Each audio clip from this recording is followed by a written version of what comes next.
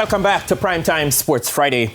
The 63rd annual RJRGleaner Sports Foundation National Sportsman and Sportswoman of the Year Awards Gala is about to get underway at the Jamaica Pegasus Hotel.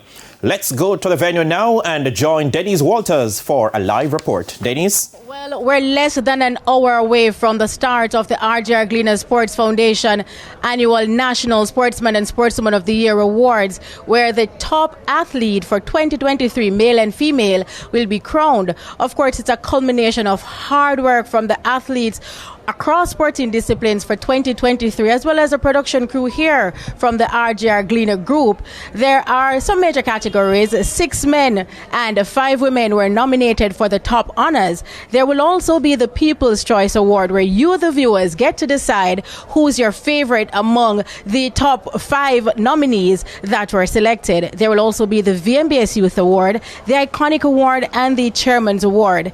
But not to be left out, other athletes who have done well in their respective sports, male and females, they too will be honored. And of course, there will be team awards in those sports where the nation did well.